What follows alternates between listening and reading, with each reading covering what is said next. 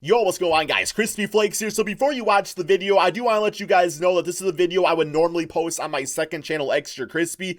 That channel is literally like 100 subscribers away from 60K. So if you guys are not subscribed over there, it would mean a lot to me, man. Like, seriously, I'm really trying to grow that channel. I love what I do over there. I'm having such a fun time. So if you guys don't mind subscribing over there, the channel is called Extra Crispy. Link to in the description below. But without further bitch ass to do, hope you guys enjoy the 35 ESPN crazy predictions. Some of them actually wasn't that crazy, but there you go. Okay.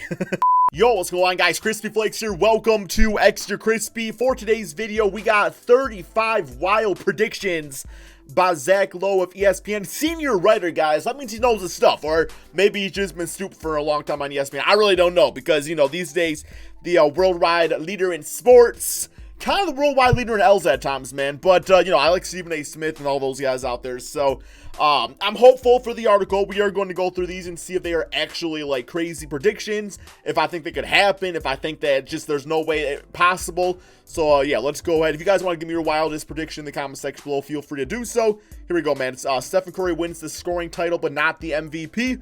I could definitely see that happening if he just goes out there, shoots 30, 40 times a game. I miss the greatest shooter in NBA history, man. So, you know, as long as the guys around, the D-Lows, the Draymond Greens, the Willie Cauley-Steins can be serviceable enough, which I know guys like D-Lo definitely will be, but enough to, like, keep pressure off Stephen Curry, yeah, because, like, he'll definitely make a lot of shots, man. Now, if teams start to, like, triple team him, well, then it's a different story. But these days, you simply can't just score the basketball and win MVP. That's why James Harden didn't win it last season. Next up, we have Giannis Antetokounmpo repeats as MVP. I wouldn't say that's really a crazy decision. I mean, yeah, I personally feel like the Milwaukee Bucks, while they are still a really good team, I do think, you know, like, they took a little bit of a step back from the previous season, man, just like losing Malcolm Brogdon. I know Buck fans will fight you on that, you know, saying that, well, we replaced him with 73-year-old Kyle Korver. It's like, yeah, I get that. That's fine, but Malcolm Brogdon's really good. Now, if the Bucks end up doing as well or even better than last season, then I think in theory that means you got to give Giannis the MVP award because he was even more valuable to the squad. Next, we have Rudy Gobert repeats as Defensive Player of the Year. Why is this considered, like, wild? NBA's best defensive player wins award again. Are you shocked? I'm not. Okay, here we go. Next one. We got Portland trades Hassan Whiteside or Kent Bazemore, plus at least one asset for one of Kevin Love, Gallinari, Blake Griffin, Marcus Gasol, Serge Ibaka. Okay, so Kevin Love, I could see it happening just because, like, he's got, like, a long contract. Hassan's expiring. So, yeah, I could see it happening. Gallinari, I don't really see any reason why the OKC Thunder would do this, because I don't think Gallinari has, like, a ridiculously large contract himself, and I think they could probably get better on the market for him. Blake Griffin, you know, top power forward in the NBA. If you consider Giannis power forward, then he's second best. It's stupid. Like, why would the Pistons ever do that? It's like they get a lot more from him too. Marcus Gasol, I don't really see the point in the Toronto Raptors doing that. Or Serge Ibaka, once again, I don't really see the point of the Toronto Raptors doing that. So yeah, I don't really see why he's not getting traded. I think he's gonna be fine for the Portland Trailblazers. They're gonna be happy with him. Next up, we got Bradley Beal signs the extension with Washington. Well, damn, guys. A few days ago. Wait, yeah, I'm counting it since I've written a few days ago. Okay, so he says he did this a few days ago, but he's capping out there, bro. Like, come on, man. You put this on there after it happened to make yourself look smarter. Okay. We got Toronto stands pat this season, at least with Kyle Lowry. Well, they did just sign him to an additional 1 year, $30 million. I don't know, man. If the Toronto Raptors get off to a hot start and Pascal Siakam is going to be as great as the number one option as we think he is, or could be, potentially be, yeah, I can see him hanging out with Kyle Lowry. Now, if you get to that trade deadline and maybe you guys are kind of looming around the 500 mark, I can see Kyle Lowry getting traded to a team like the Clippers or somebody like that. Next up, we got Miami hangs onto Justice Winslow until at least the draft, but flips Goran Dragic's expiring contract into a win now move. Okay. He hangs on Justice Winslow until at least the draft. Okay, so, well, is, like, just Dragic's expiring contract gonna be enough? I guess maybe, like, if the OKC Thunder are trying to save some money, then yeah, they could do a trade for, like, Chris Paul, but I got a feeling they would still want more than Goran Dragic. So, expiring contract or not. Utah and Dallas gets all-stars again. Yeah, Utah, I definitely see Donovan Mitchell or Rudy Gobert making it. Maybe even Mike Conley, depending.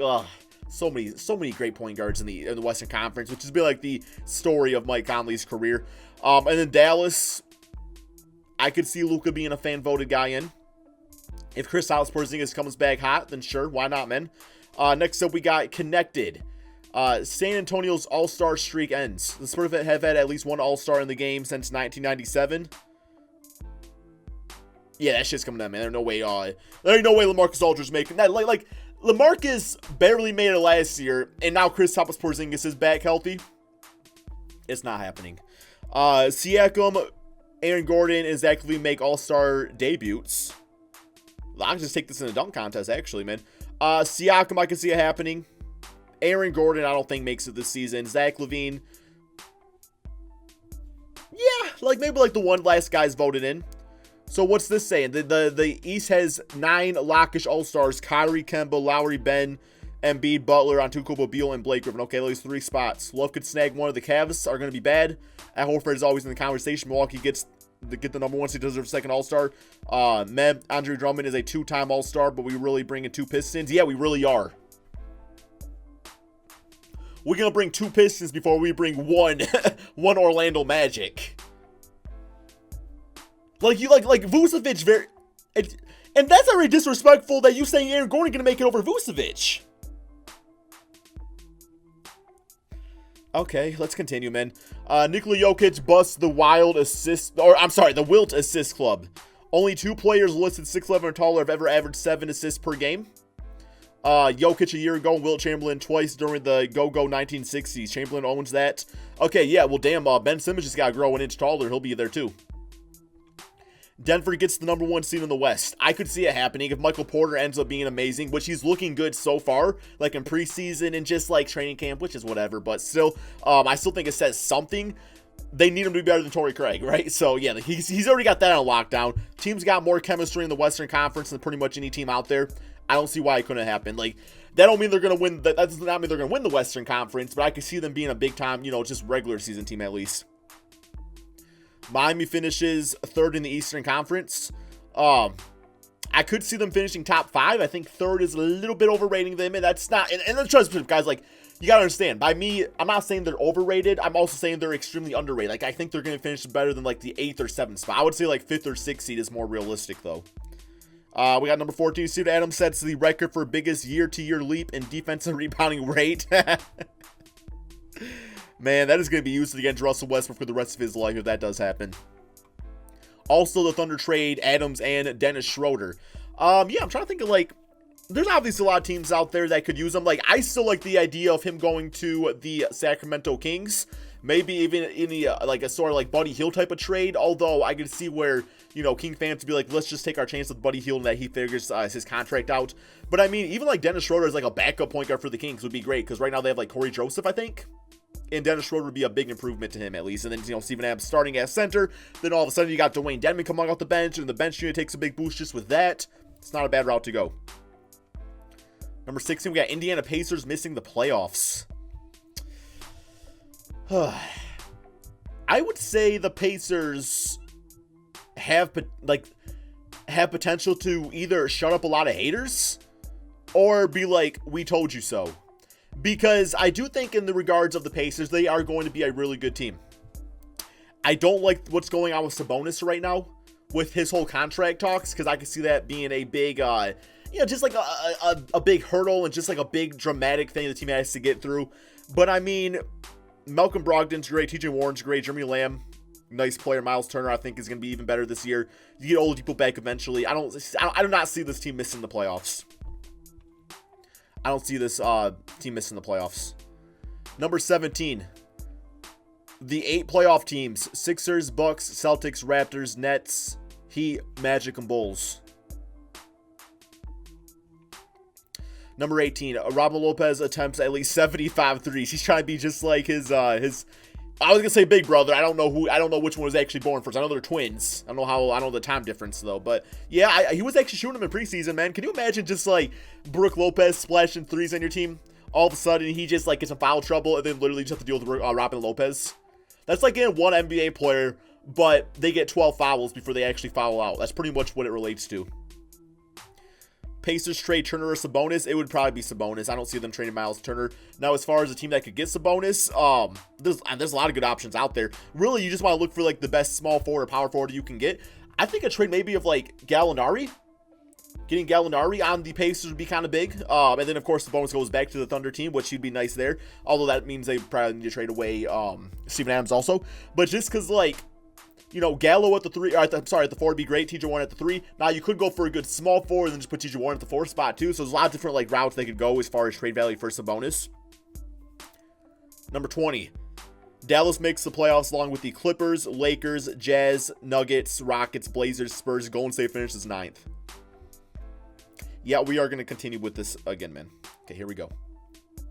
21. Giannis signs the Supermax if the Bucks make the finals and doesn't if they don't.